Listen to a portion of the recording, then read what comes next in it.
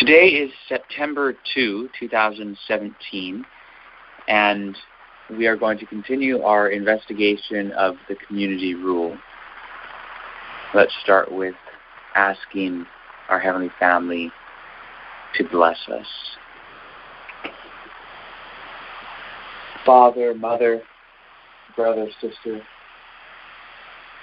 thank you so much once again for us to be able to come here and discuss these matters together and to contemplate such grand and important subjects.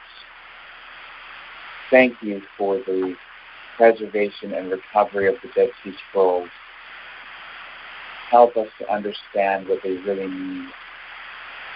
And whatever may be among them that can help us in accomplishing this mission of bringing an end to sin, help us to understand it and to implement it. So thank you so much. Guide us in this study. Help us to conduct the proper experiment. Thank you. We ask this, the Shem Sana, in the name of French. Amen. Amen. Now, I will mention that it is raining, a little bit heavy here. So if the rain becomes too loud that you need us to pause, or if we just can't continue for whatever reason, please let us know. However, I know that it is often the case that even though there's loud rain here, you guys can hear us fine on your end.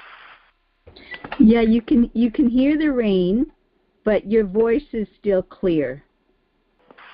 Okay, good. Well, I'm glad that you guys can hear me fine. The main thing is that I'll have to be sure not to leave a long pause with myself not on mute, because then the microphone will just try and pick up all the sound that's there, and all of it will find as rain. So we'll start with just having a recap as to where we are at in our studies of the community rule, and I'll keep it shorter this time so that we can get right back in to where we left off last night.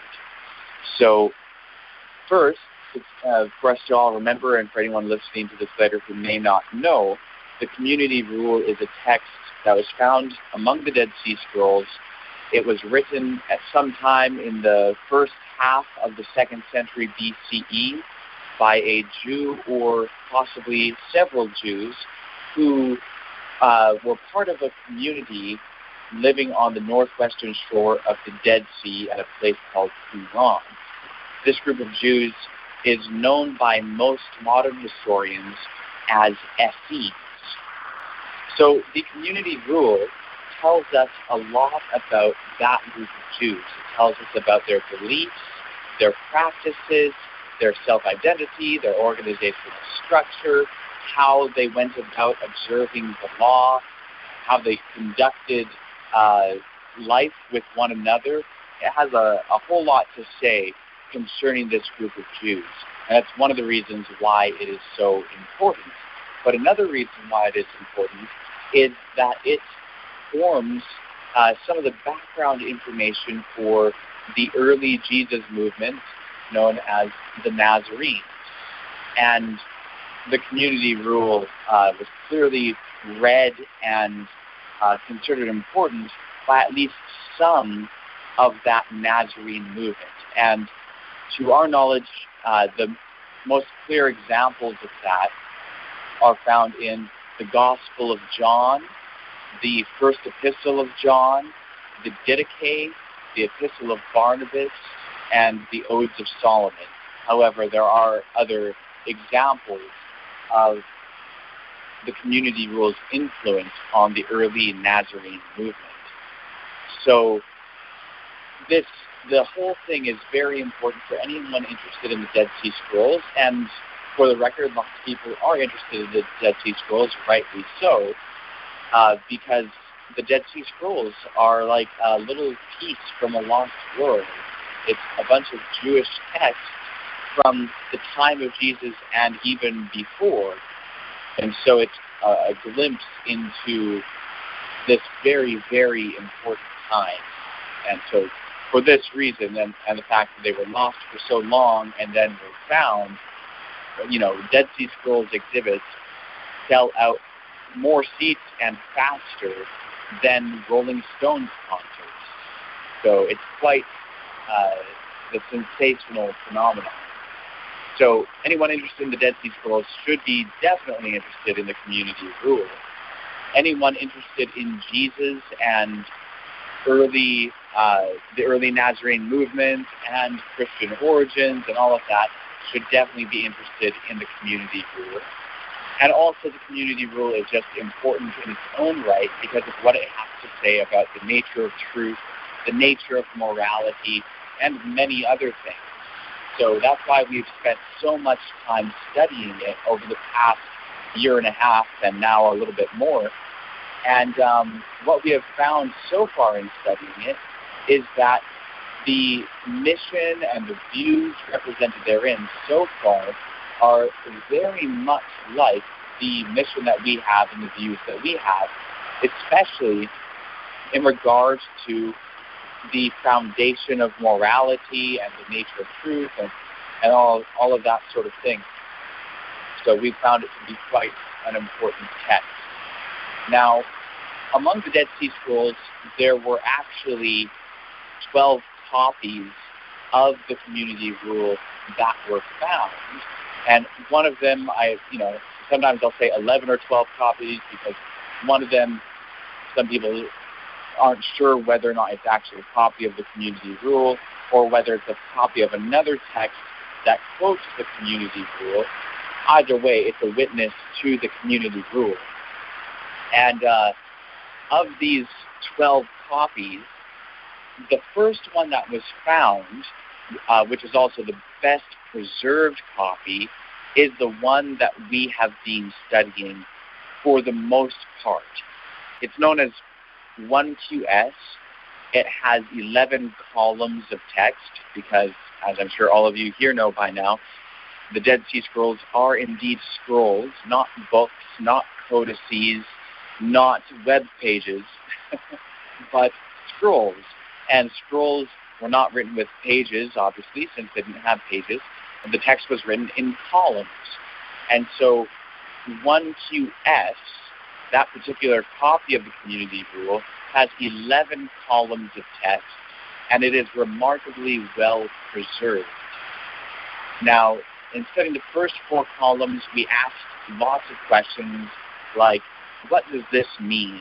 And once we were able to determine the meaning of it, is this advocating truth and righteousness, or is it advocating error and unrighteousness? And so we would ask all of those sorts of questions. Now we are entering into studying column 5 of 1QS, and we are having to now ask different questions, particularly because we are expanding the scope of our study to include the other manuscripts of the community rule. And we're doing so at this time particularly because there are significant differences between the way the text reads in some of the other manuscripts of the community rule and the way that the community rule reads as represented in 1QS. So in order to even begin to compare these various copies, we had to decide the methods we must use in taking all of these manuscripts into account. Now, I should also mention that the reason why it's important for us to take all the manuscripts into account is because we should not just assume that the reading of 1QS is the more original reading simply because it's the one we've been reading so far, or simply because it is the best preserved copy. We need to get a basis from all of the manuscripts as to what the original reading was. It's kind of like, the same reason why we shouldn't just assume that the King James Version always translates things correctly just because we may be more accustomed to it, or it's been around longer, or it's popular. There are definitely instances where other translations give more accurate translations of verses in quote-unquote the Bible as compared to the King James Version. And so we need to, compare them all, use whichever one is best in whichever instance, if there is a best one in a given instance. And, it's the same sort of thing with these various manuscripts. So we've had to talk about something known as textual criticism. And just by way of reminder, textual criticism is the careful analysis of all the available manuscripts in order to determine a history of the wording of the text and how the wording changed over time. One of the goals, of course, of textual criticism is to determine the earlier or possibly the original reading in instances where there is a such thing as an original reading. So that's one element that we've had to talk about. And we've talked a little bit about the methods of textual criticism, and we've begun to employ them in our study of this material. Another thing we've talked about is paleography, which is the study of the forms of the letters in ancient languages and how they changed over time, thus enabling the paleographer to, upon finding a new text or reading a new text, determine its rough date according to the scribal practices. Now, paleography does not date the original composition when someone authored a text. It dates when the scribe copied the manuscript you're looking at. So this is important because when we're looking at 12 different copies, we want to know which ones of these copies were earlier, which ones were later. We want to have a feel for their respective dates. So there's a handy book that is Volume 1 of the Princeton Theological Seminary's Dead Sea Scrolls project, and it has a translation of the Rule of the Community and related documents. And within this book, there is a little appendix written by Frank Moore Cross, who is one of the leading paleographers.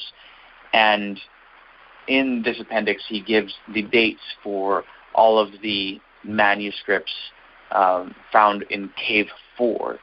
So there were 11 caves in which Dead Sea Scrolls were found. 1 QS was found in Cave 1, and then there were 10 copies found in Cave 4, which are a lot more fragmentary. And then there's another copy that was found in Cave 5. So the Cave 4 manuscripts are all paleographically dated, as are the Cave 5 and the Cave 1 manuscripts. Now, 12 manuscripts is actually really easy to work with as far as textual criticism is concerned, because that's really not that many manuscripts. So it's not like you have to compare 100 readings of a single chapter, because you just don't have that many manuscripts. Now, having more manuscripts is great. It's really actually a positive thing, but it becomes a lot to handle for sure. So for us, starting into doing a study like this, we should count it a blessing that there are only 12 copies of the community rule known. But we're actually reducing the scope of our study even further, because we're looking at a particular part of the community rule, namely that part which is represented in 1 QS in column 5, and particularly lines 1 to 20. Now, that material only has 2 other manuscripts, the preserved portions of which parallel that material. So even though there may have been more copies that had that material, maybe some of the copies that we have from Cave 4 used to have that material, but it didn't make it through the 2,000 years from when the scrolls were put in the caves to their discovery in the 1940s and 50s. And so we really only have 3 manuscripts on the table right now for our consideration. So that makes it pretty easy. We just have to compare 3 manuscripts. And what we are doing in this investigation is starting with the first clause in this material, looking at all 3 manuscripts and making observations. And then we are forming hypotheses to explain those observations. We want to know which came first. And the reason why we want to know is that we are interested in judging what the author or authors of the community rule had to say, not what a scribe changed it to say. And we want to do this for the same reason that if you wrote something, you would want people to judge what you wrote based on what you actually wrote. You wouldn't like it if someone came along 50 years later and changed your writings, and then people read the changed version of your writings as though it was your writing, and then judged it based on the changed version. You wouldn't want that, because it could misrepresent your views. So we want to understand the views of the original author or authors as they wanted to express them. So textual criticism is, of course, very important. So what we're doing is starting with this first clause, comparing, making observations, forming hypotheses to explain those observations, and then testing the hypotheses. Once we're done that whole process for the first clause, and if possible, if we have determined a most likely hypothesis for that first clause, then we can move on to the second clause and repeat the whole process, and do so all the way through this block of content. So, in last night's study, we talked about a hypothesis which basically says that out of our 2 readings, the 1QS reading is the one that came after the fact, and the one that is in 4QS came earlier. Now, in order to understand what we're talking about, I should read our 2 readings again. And again, even though there are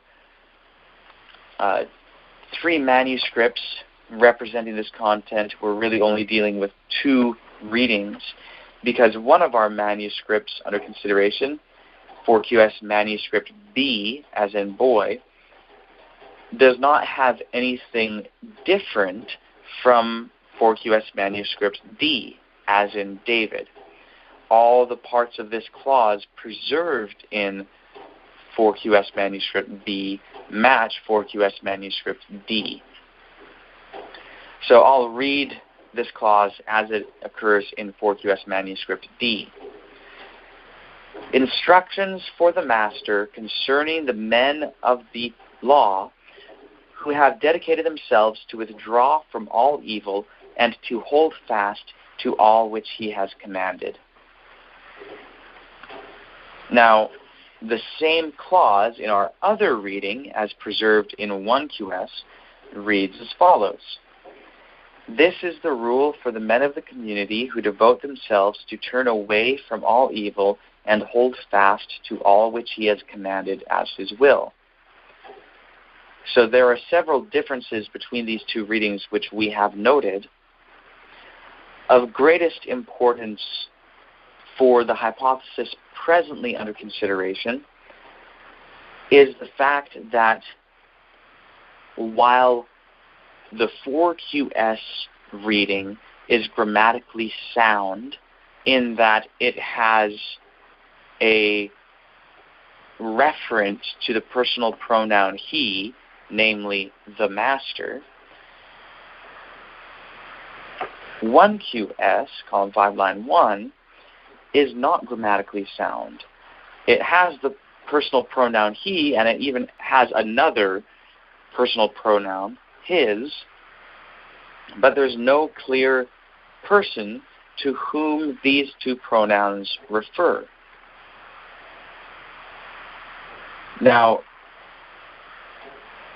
in 4QS, the person to whom that pronoun refers is identified as the master. The hypothesis under consideration states that these two readings represent two different historical circumstances. 4QS manuscript D and B represent a time when there was an individual who was referred to as the master. But then at some point, the master was no longer present. Perhaps he died or what have you. And then scribes who were copying the original community rule, as it were, or the original text as represented in this section of the community rule in 4QS manuscript D, changed the text to remove the master because there no longer was a master. And so the historical circumstances being changed now call for a different reading of the same text. So instead of saying instructions for the master concerning the men of the law, etc., it now says this is the rule for the men of the community. So the master is just absent. And then, since that creates this awkwardness in the latter portion, to all which he has commanded, and now the person referred to by the pronoun he is gone, that the scribes added an extra phrase, as his will. So, all which he has commanded as his will. And the hypothesis states that the reason for the added redundancy is in order to emphasize who it is, the person, as his will. Well, who is this person? The implication is that it's God. So that's essentially the hypothesis as I understand it. I assume that you're on the call, Ed. If so, do you feel like I represented the hypothesis pretty well? Yes, I do. Okay, excellent. So where we left off last night was saying that, okay, we have to develop a way to test this hypothesis, and one way to do so is to focus on the element referring to the master, and we would say, well, this is how I'll formulate the test for this hypothesis. If the hypothesis is true, then we should not see reference to the master in the rest of this section of 1QS, because the idea is that this section of material, as preserved in 1QS, represents a time where the scribe or scribes are now changing things to reflect a historical circumstance without the master there. So if we read this section of material in 1QS and find that it refers to the master, well, then that hypothesis would be falsified. If it does not refer to the master in the rest of the section in 1QS, but it refers to the master in this section in either 4QS manuscript D or 4QS manuscript B, and there's multiple instances of removing the master in this section, then that would seem to strengthen the validity of the hypothesis.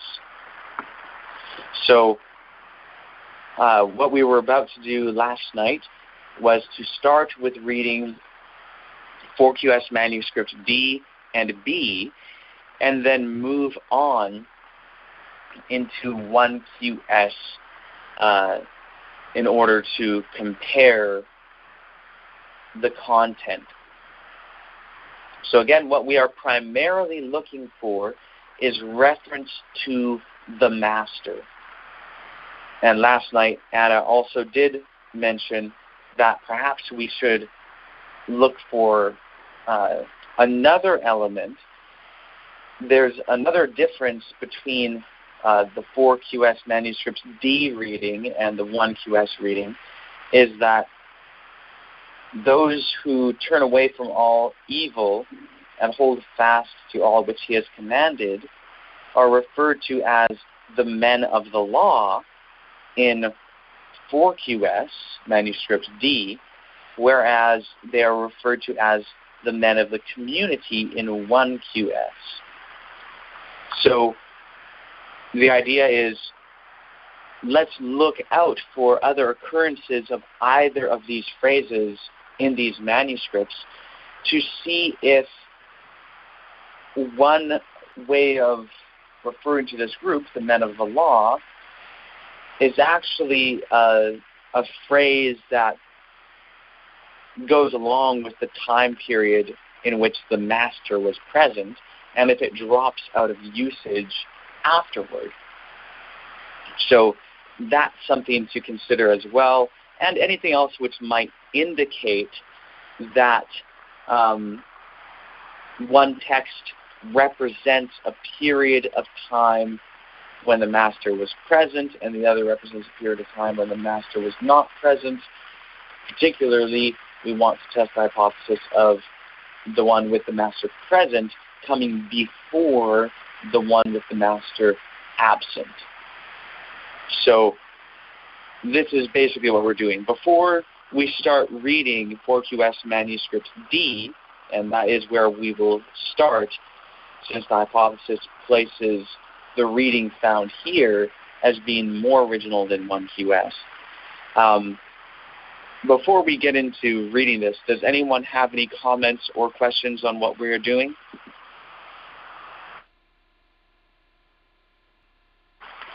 Okay, there does not seem to be any comments or questions on this. So I would like to ask if someone would like to read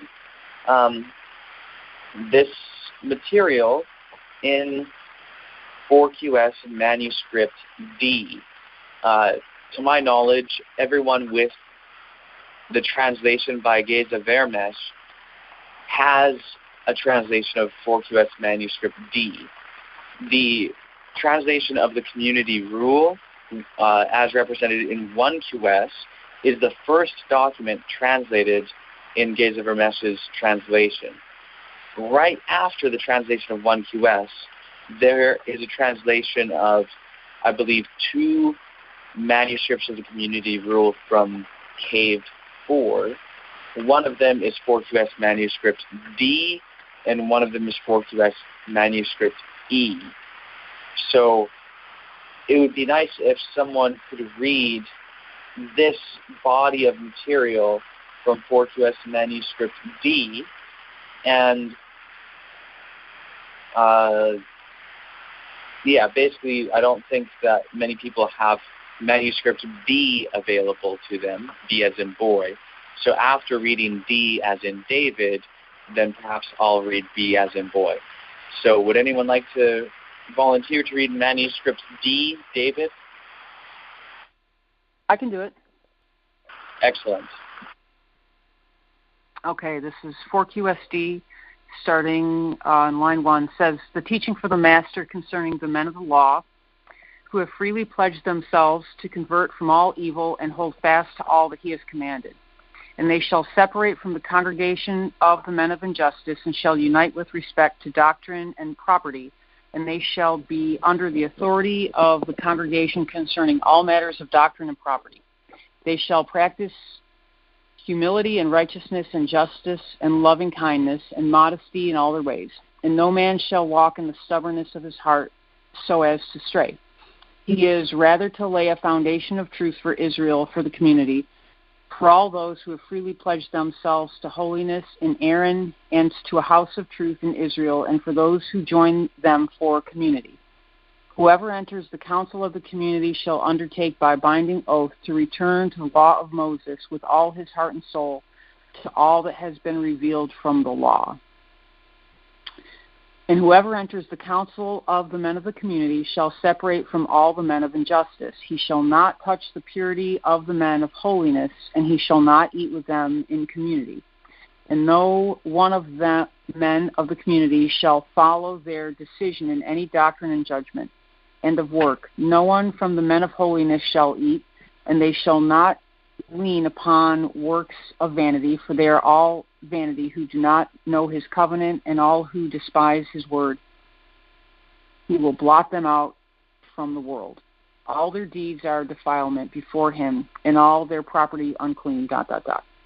Gentiles, and they shall pronounce oaths and execrations and vows.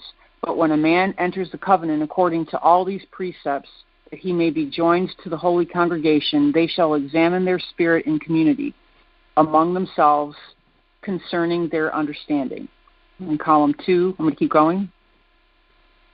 Yeah, that would be good. Okay. And their practice of the law under the authority of the sons of Aaron, who have freely pledged themselves to restore his covenant and heed to all the precepts commanded by him, to be practiced by the multitude of Israel, who have freely pledged themselves to return in common. So there's a hymn again. They shall be inscribed in the order, one after another, each according to his understanding and his deeds in the law, that they may all obey one another, the men of lesser rank the greater. And they shall examine their spirit and their deeds in the law yearly, so that each man may be advanced in accordance with his understanding, or moved down in accordance with his aberrations. They shall rebuke one another in loving kindness. Let no man address his companion with anger or ill temper or wicked envy. Also let no man accuse his companion before the congregation without having rebuked him before witnesses. These are the ways in which all of them shall walk, each man with his companion, wherever they dwell. The man of lesser rank shall obey the greater in matters of work and property, and they shall eat in common and bless in common and deliberate in common. And wherever there are 10 men of the council of the community, there shall not lack a priest from among them. And they shall sit each man according to his rank before him, and shall be asked their counsel in all things in that order. And when the table has been prepared for eating, or the new wine for drinking, the priest shall be the first to stretch out his hand to bless the first fruit of the bread and of the wine. And where the 10 are, there shall never lack a man among them who shall study the law day and night. And the congregation shall watch for 1/3 of every night of the year to read the book. Column 4, ... now in column 5, ... And whoever draws his hand from beneath his garment, column 6, ... and to pay the wicked their reward. It shall be a tried wall, that precious cornerstone, whose foundation shall not rock nor sway from their place. It shall be a most holy dwelling place for Aaron, with knowledge of them all of a covenant of justice, and of the offering of... Mm-hmm. I just thought I'd interrupt you there, because this now is getting into material which parallels 1QS column 8, which may be a separate section, like a separate original composition from what is in 1QS column 5. So I think that you've read all the material that at least we can know with certainty parallels the content in this section of the community rule. So thank you for reading that.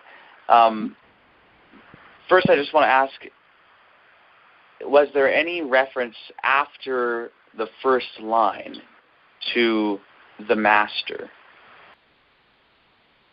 I don't think so. Yeah, I didn't see it. I just saw line 11 or something. It talked about his covenant again.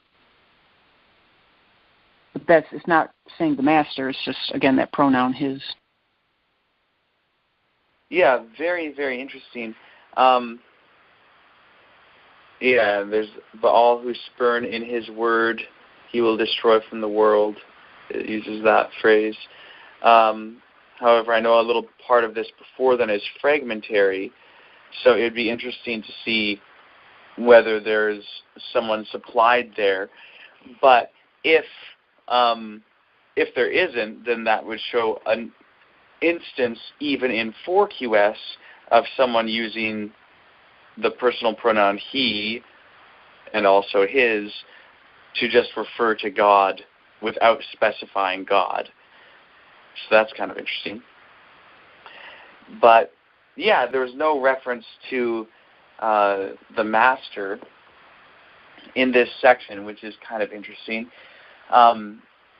which just means that, if we read 4QS manuscript B now and find that it also does not refer to the master, well, then basically what that would mean is that if we read 1QS and it doesn't refer to the master in this section either, then it doesn't really give added evidence one way or the other for the hypothesis or against the hypothesis, because there wouldn't be anything there of removing the teacher anything more than just that one occurrence, or I should say removing the master. So, but still, if we could still read 4QS manuscript B and see if it refers to the master at all. And if it does, then that gives us something else. And even if 4QS manuscripts D and B have no reference to the master after line 1 of this section, still reading this section in 1QS could be very important, because if it references the master there, even though the master isn't here, then that would certainly play a part in falsifying the hypothesis, or at least that proposed evidence for it. So, does anyone else have any observations to make about what we just read in relation to the questions we're asking? Yeah, like Annalise was saying, the men of the law, actually, interestingly, are referred to in all kinds of different ways, except men of the law. So in the first line, it's men of the law. Then there's just the community. There's men of the community. There's the authority of the sons of Aaron, although I don't think that's referring to the people in the community. So they're just referred to all different ways: congregation, council of the community. Yeah, so anyway, it's kind of interesting. It's that men of the law isn't repeated again, I don't think. Yeah, I don't think so either. I think it's just that one time. And yeah, that's right, that in line 7 and line 8, it does refer to this group, the men of the law, as the men of the community. So that would show that there is not a trend or a usage in the time of the master, if this represents 2 different periods of time, one with the master, one without, it would show then that in the time of the master, it's using the same phrase that it also uses in 1QS. So yeah, that is pretty interesting. Anything else from anyone in regard to these issues? I would just say that it seems like, and not that this really matters, but that the translator seems to think it's God Well, this Vermes does anyway, because he capitalizes the pronoun he all the time, which obviously you would only do for God. But I know that that's not, like, Hebrew doesn't use capital letters, and I know that it wasn't even normal to capitalize the pronouns for God until way late, and a lot of versions don't capitalize God pronouns, so not a thing.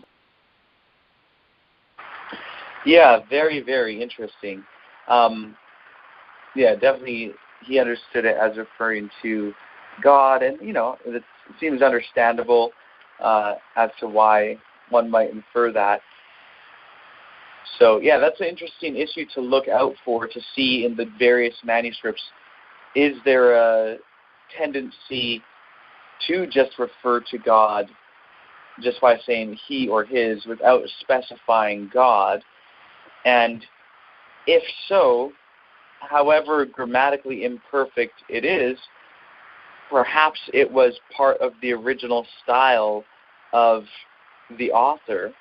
And I'll just say that certain things can end up being common peculiarities of languages within a relatively small community.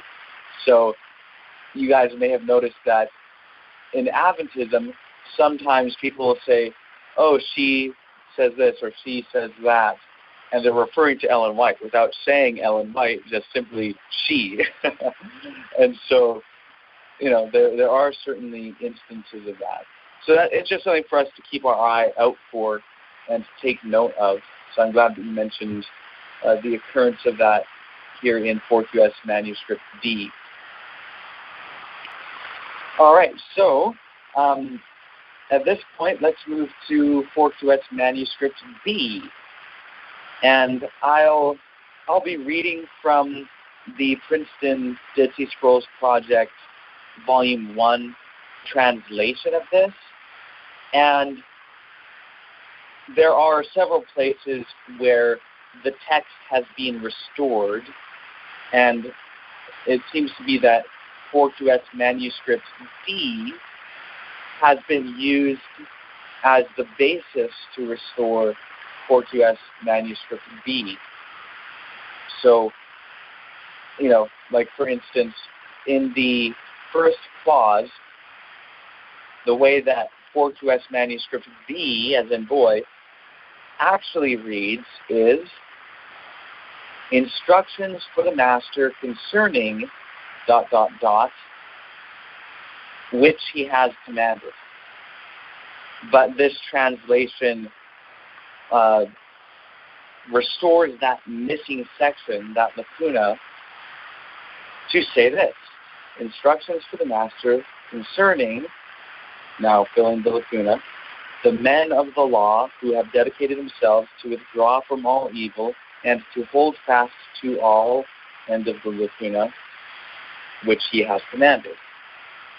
So there you see they just used what is in Cave 4 manuscript D to supply the lack of what's in manuscript B. Now, that may be justified in some instances. It may not be justified in some instances.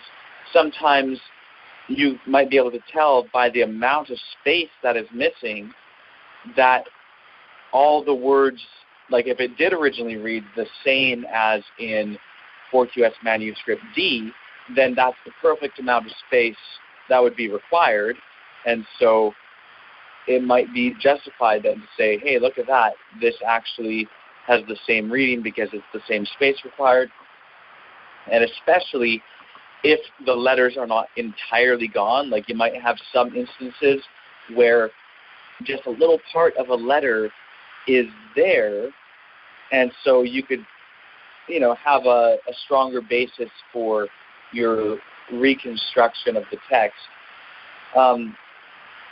But there are certainly instances where you could have a whole other manuscript and someone could supply the words to be in agreement with the words of another manuscript, and maybe it originally wasn't. And sometimes you can have it where the space that is missing is either too big or too small for it to have read the same as in another manuscript. And then sometimes it's just, you can't tell for sure.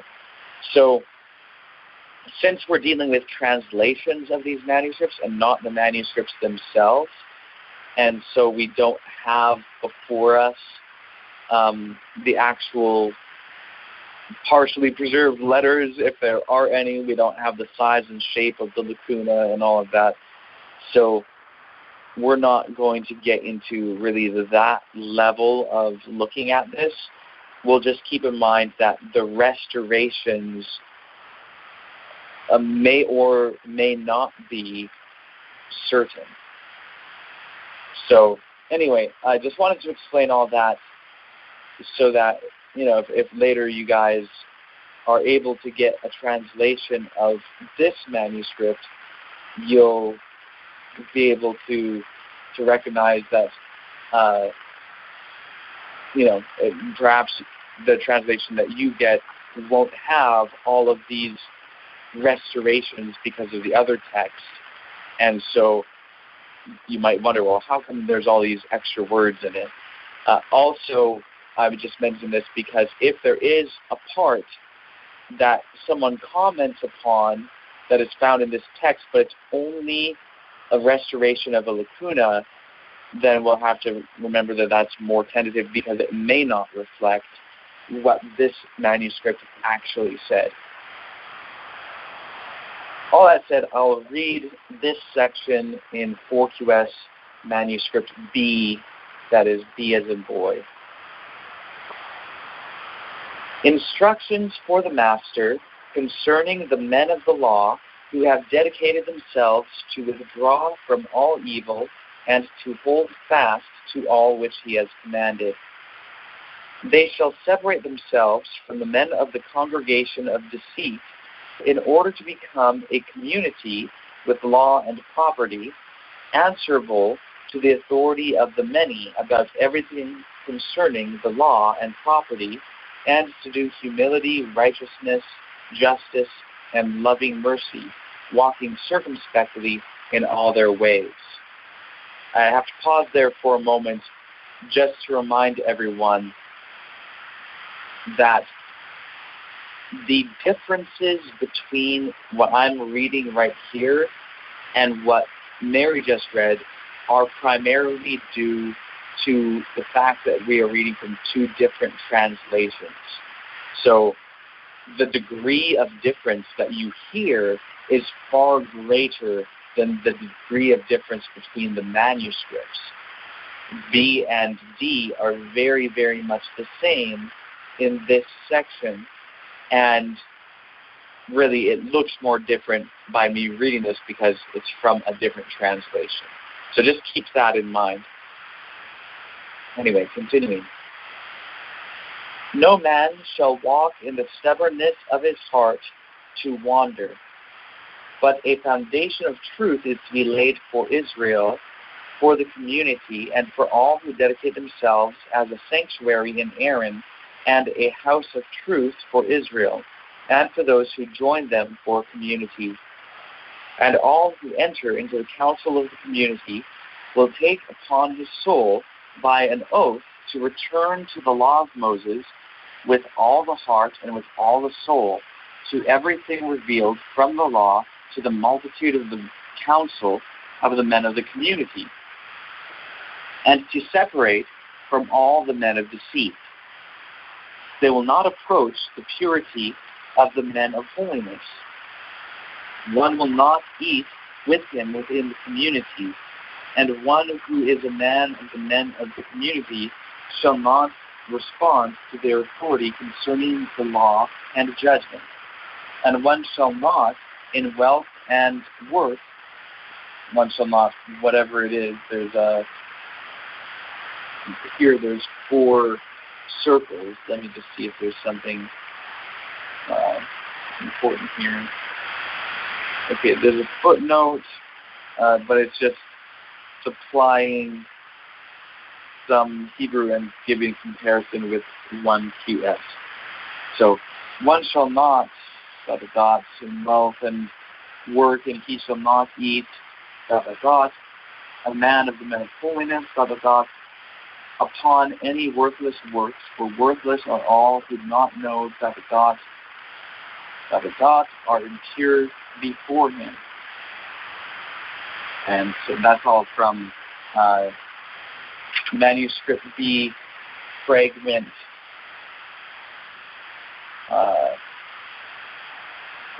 5, and then fragment 6 continues on a little bit. That's part of the same content. And this is what it says: he may speak, the many. A man may not say anything which is not in the interest of the many, and any man who has anything to say to the many, if they acknowledge him, he will speak. And everyone from Israel who dedicates himself to join the council of the community, and then now going to another fragment 7 of this manuscript, which is also dealing with content from this same section. It says, all shall be asked concerning his affairs. When he shall approach the council of the community, he must not touch the purity of the many, upon which, when he has completed 1 year perfectly, the many shall ask concerning his affairs, And so that's the end of the material which is part of this body of text from 1QS manuscript B. So let me ask you guys, was there anything in that manuscript about the master? I don't think so. Yeah, I didn't see anything there either. And it makes sense. I mean, if it's not like these are instructions concerning the master, they are instructions for the master concerning the men of the community.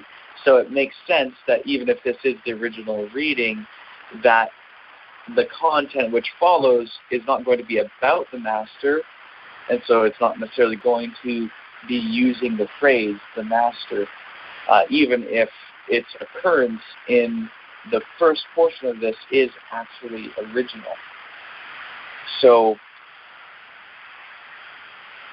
all that said, does anyone else have anything to add, any observations relative to the hypothesis before we move on to 1QS?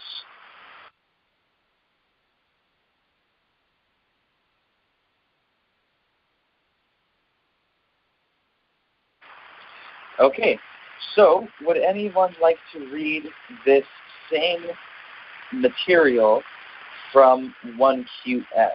Now, it will be from 1QS column 5, line 1, up until, let me find where it goes to.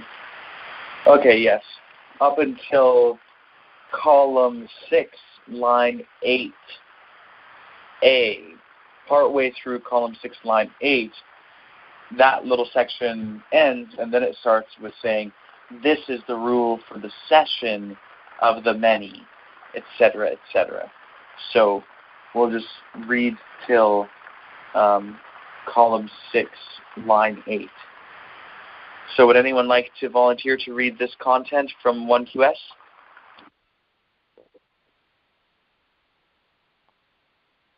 I will. Awesome. And this is the rule for the men of the community who have freely pledged themselves to be converted from all evil and to cling to all his commandments according to his will. They shall separate from the congregation of the men of injustice and shall unite with respect to the law and possessions under the authority of the sons of Zadok, the priests who keep the covenant, and the multitude of the men of the community who hold fast to the covenant. Every decision concerning doctrine, property, and justice shall be determined by them. They shall practice truth and humility in common, and justice and uprightness and charity and modesty in all their ways. No man shall walk in the stubbornness of his heart, so that he strays after his heart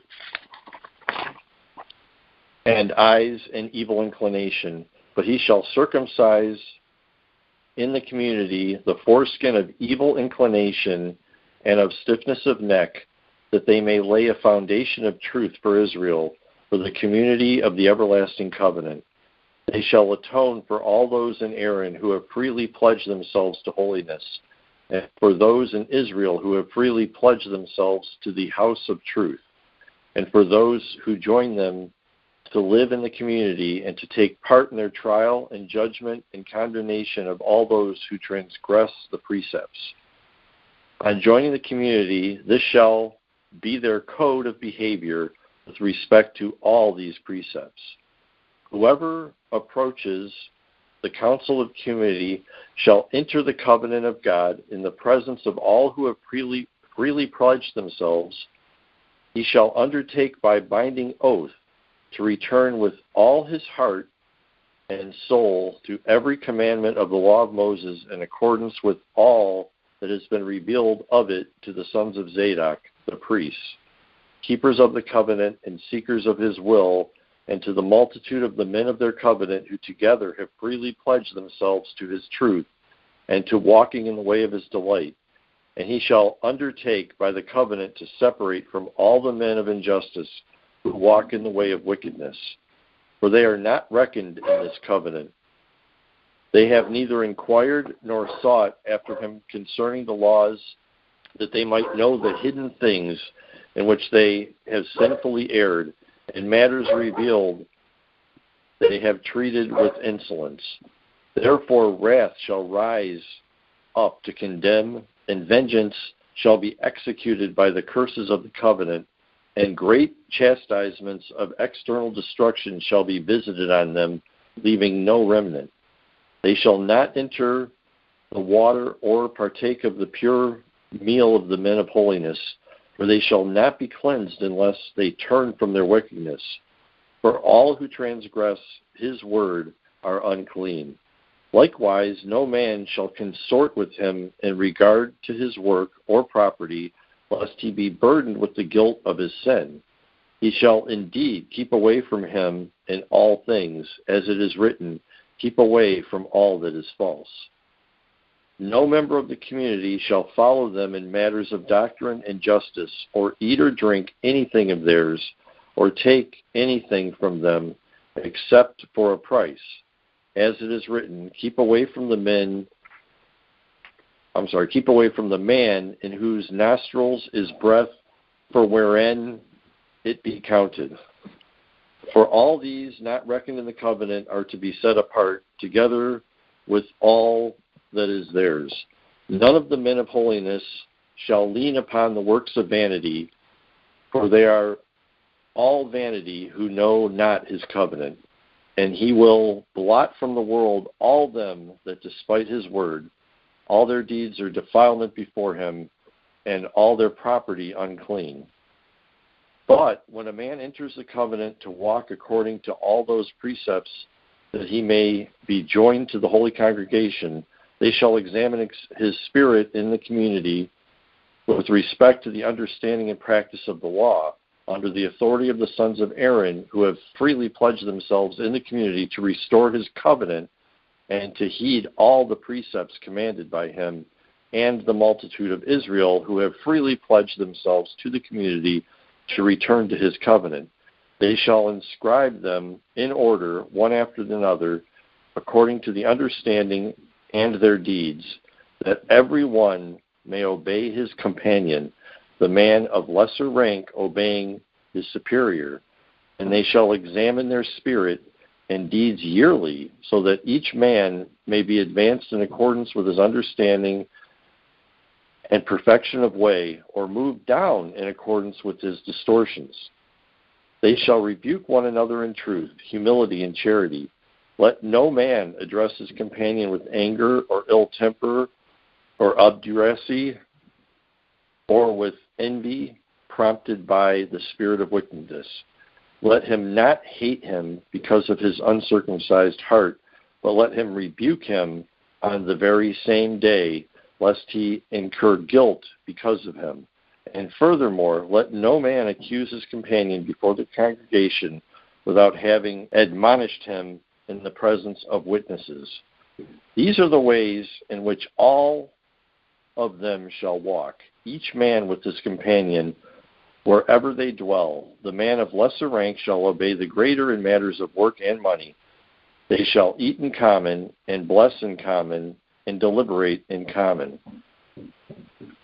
Wherever there are 10 men of the council of the community, there shall not lack a priest among them, and they shall all sit before him according to their rank, and shall be asked their counsel in all things in that order. And when the table has been prepared for eating, and the new wine for drinking, the priest shall be the first to stretch out his hand to bless the first fruits of the bread and the new wine. And where the 10 are, there shall never lack a man among them who shall study the law continually, day and night, concerning the right conduct of a man with his companion. And the congregation shall watch in community for a third of every night of the year to read the book and to study the law and to bless together. So in that reading, as represented in 1QS, was there any reference to the master? Again, I don't think so. I didn't see anything. Yeah, I don't think so either. It's quite interesting. In a sense, someone might consider this disappointing results for this little test, but it's not really disappointing results, actually. So to kind of analyze this, if the results had been different, we would have been possibly able to either strengthen or falsify the hypothesis. So if, for instance, we found, however many more references to the master in the Cave 4 manuscripts, and in 1QS, the master was omitted in those instances as well, then that would have strengthened the hypothesis. So are we looking for the words the master, or what about line 11? They are not reckoned in his covenant. They have neither inquired nor sought after him concerning his laws, that they may. Is that, and then it talked about the hidden things in which they've sinfully erred. It sounds like it's referring to God there, but I just wanted to make sure. Yeah, I mean, it certainly seems to be referring to God.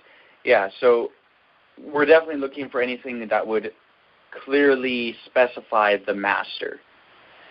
So we didn't end up finding that in either manuscript.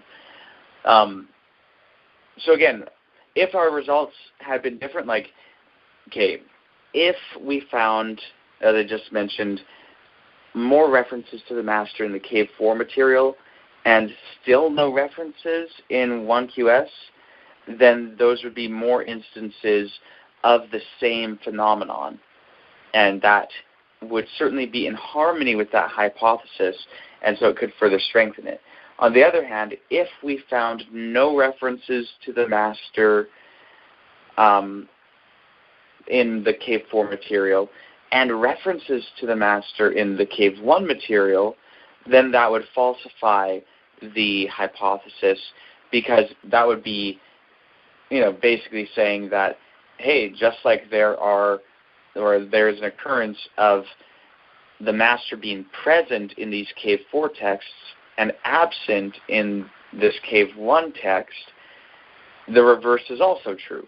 And so it would show that this body of material as represented in 1QS does not reflect a historical time without the master, if the master was represented there. The same would be basically true, though a little less strong, if the master was referenced throughout 4QS and also retained in 1QS. So again, kind of like the three possible circumstances would be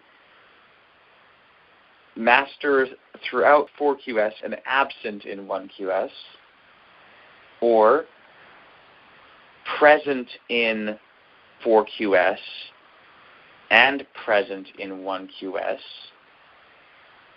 or you could have it, of course, absent in both, and that's what we have. We actually have it absent in both. So in this circumstance, this does not actually support that aspect of the hypothesis, nor does it falsify it. So basically, as we are right now with the present information, that hypothesis still stands. And what we actually want to do is falsify the hypotheses, because if you can falsify one, you know that that one isn't it. Or if you have a way to confirm it, you want to confirm it. So we haven't been able to really do either, but in a sense, at least it still stands. And so since it still stands, it's definitely still on the table, and this was a circumstance that could have falsified it. Like doing this test could have falsified it, and we would have had to move on to another hypothesis. But since it has not been falsified, that means that so far it's a working model. So if you have a hypothesis that stands tests, that's a positive thing, and it means that it's more likely that the hypothesis is true. So we still have to conduct more tests, but so far it's not falsified. So even though it is falsifiable, and that's something that makes a good hypothesis. If a hypothesis could potentially be falsified, but actually stands the test, then that's a good thing. That's, basically what it takes for it to be a scientific hypothesis. So does anyone have comments or questions on any of that so far? Can I ask, in line 5, where it says, "No man shall walk in the stubbornness of his heart, so that he strays after his heart and eyes an evil inclination." Could that be, I just want to ask, I know it's not part of the hypothesis, but could that be considered a redundancy there? Okay, so to be clear, you're talking of line 5 of 1QS, right? Right. Yeah, okay. So let's see. Okay, I wasn't right at that point, so I had to go back to it. I know Giza Vermez's translation only gives every 5 lines. For anyone with a translation that notes every line, this phrase spans from line 4 to 5. So I'll read it again in the translation before me. "No man shall wander in the stubbornness of his heart, to err following his heart, his eyes, and the plan of his inclination."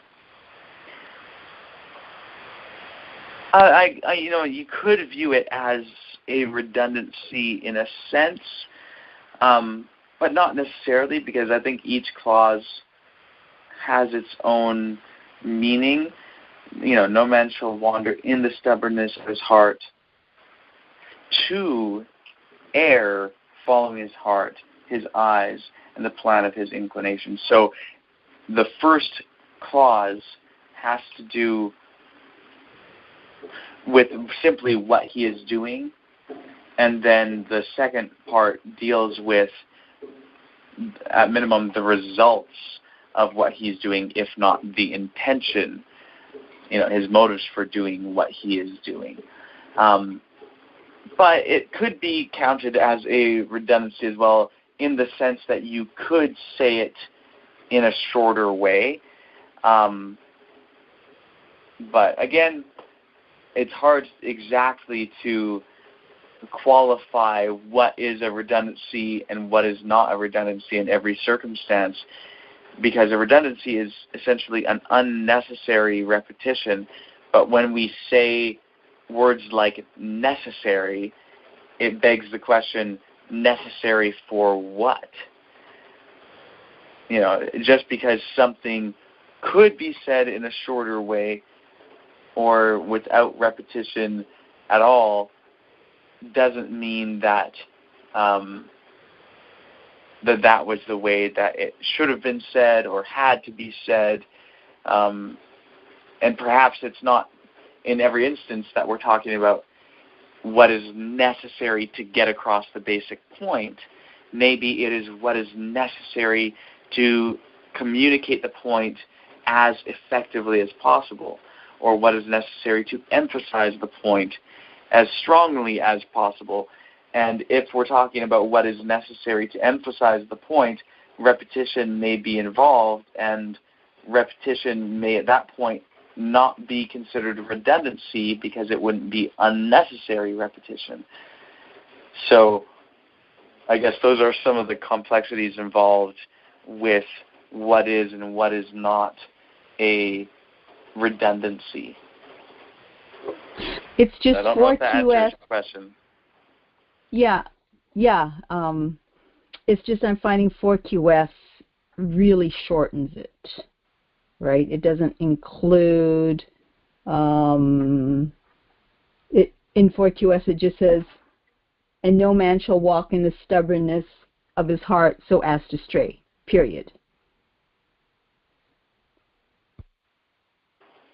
Right, yeah, very interesting.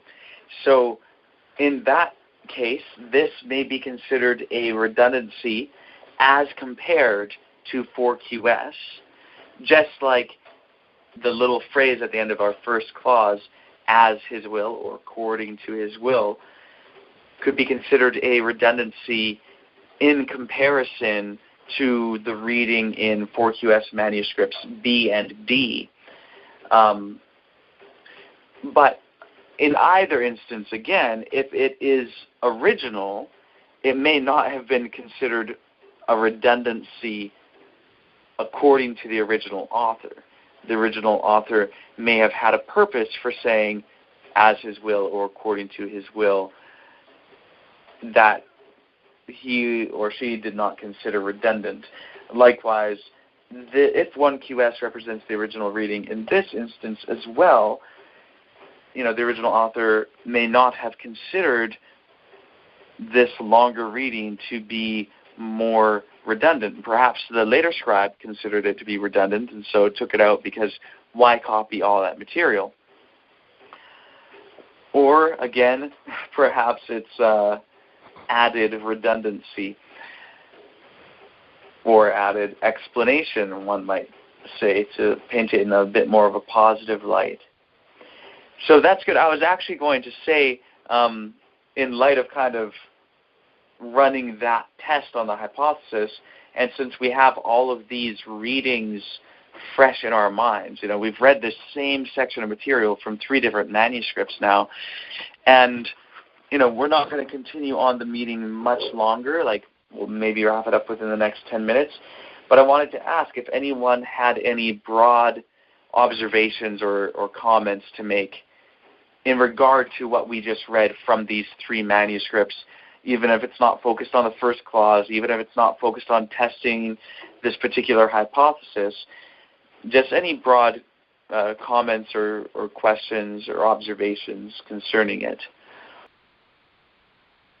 Yeah, I'm finding that 4QS has less wordings, a lot shorter sentences, because I actually rewrote it myself, and 1QS took up a lot of pages versus 4QS, and I lined them up side by side, and so that's my general and very broad conclusion in reading this and writing it up, that I'm finding 1QS is more detailed, whether that's a lot of redundancy or just the way, the author or the scribe, I guess, wrote it. But that's just a conclusion that I've come up with is that 4QS is much shorter in words. Yeah, I think that that's an excellent and important observation for sure. Does anyone else have comments on that particular observation or additional observations or comments or questions?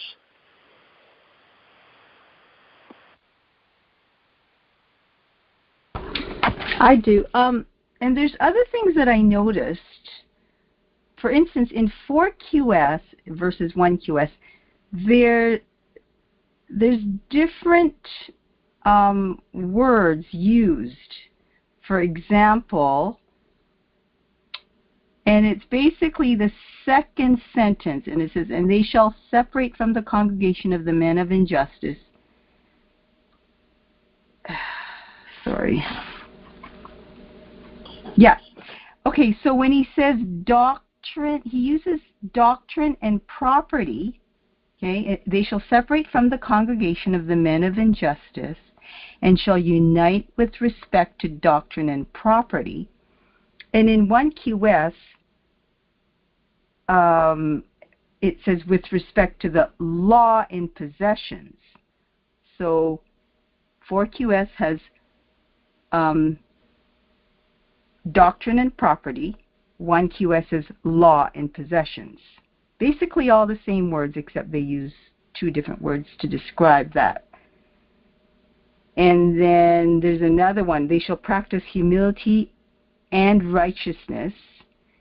That's 4QS. And then 1QS says they shall practice truth and humility. So I don't know, if that's going to lead us anywhere.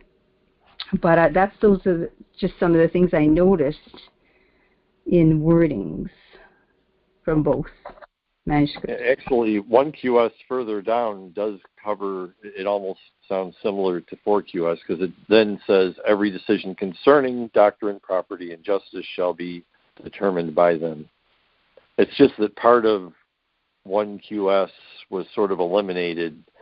Well, I shouldn't say it that way. There's more in 1QS than there is in 4QS. But they actually say the same thing, other than the sons of Zadok, the priests who keep the covenant. That part's completely gone in 4QS. So the authority is a completely different.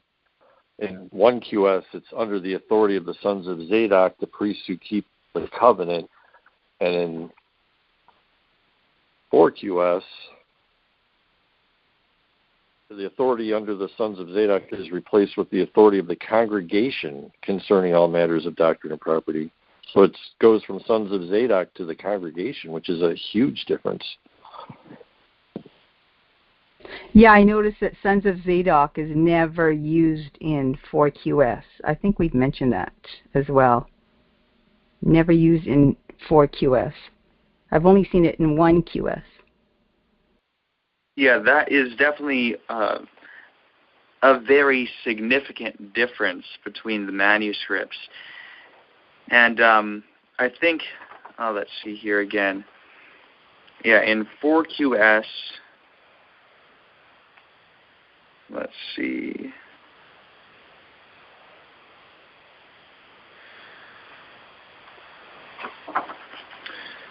There is, right, answerable to the authority of the many is how it puts it in this translation.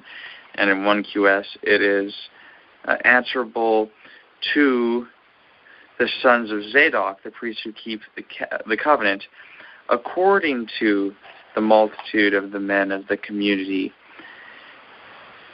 Yeah, very, very interesting. So that's a big difference, not just in wording. It's not trivial at all. It's actually different in the idea being conveyed. And that's a question to ask, too. Like, with this difference, is it indicative of a different historical circumstance? One historical circumstance where the congregation has the authority, the many has the authority, and the other where the sons of Zadok have the authority. So that's definitely something to consider as to whether that's reflecting two different historical circumstances yet again.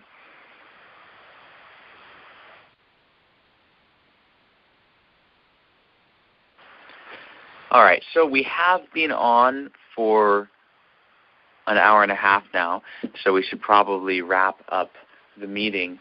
I just wanted to check whether anyone else has any last comments or questions before we close off.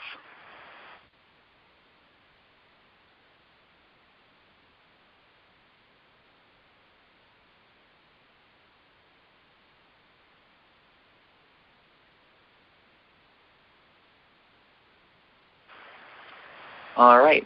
Would anyone like to thank our Heavenly Family?